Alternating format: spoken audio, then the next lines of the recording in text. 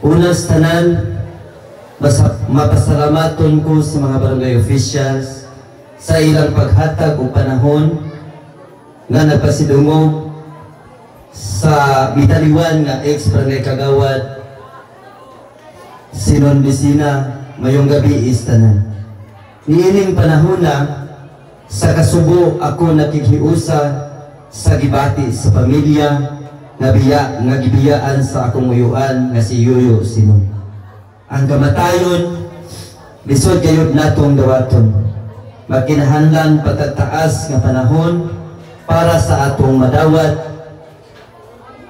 Apan ato lang hunahunaon nga ang kamatayon parte lang sa atong pagkatao o sa atong labaw makagagahom lamang ang makabuot niini. Kitang tanan wagi niini apan si Yuyo niuna na kanato ug tuod man iyaha na siguro pod ron nga panahon. Ug kini sakit man sa atong kabubuton pero ato na lang yung dawaton, Sa pagkadungog nako sa inyong kasakit, ako usab nagibati ang kasakit nga naan ninyo karon. Wala ko kapugong sa akong kaguol, minuro ko hilak diri. Tungod kay ang kinakusgan nako uyuan, nibiya na kini. Nga panaw ni Yuyo usa ka dakong kasubo.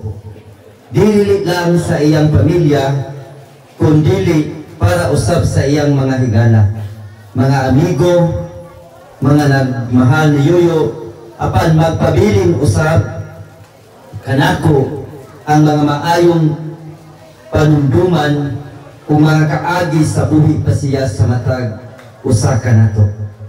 Yuyo Sinon, dili ko hikalimtan ang imong pagkatao tungod sa imong mga maanindot na mga balak, awit o mga sayaw. Maayo jud ka kaayo Yo, sorry nga wala man lang ako nakadamay nimo karon, pero mahal ka kanako Yo. Namong tanan, daghan kayong salamat Yuyo Sinon. Sa imong kaayo diri nako. Maayo kang uyuan, maayo kang bana, amahan ug apuhan. Paalam Yuyo Sinon, magpabilin ka sa akong mga pag-ampo o manghinaot ko akong asa man ka karon kami imong gabayan. Ug unta malipayon ka kauban sa atong Ginoo. Rest well Yuyo, we love you and we will miss you, your darling Kagawad ay Davidra. Mao kini ang mensahe ni Ate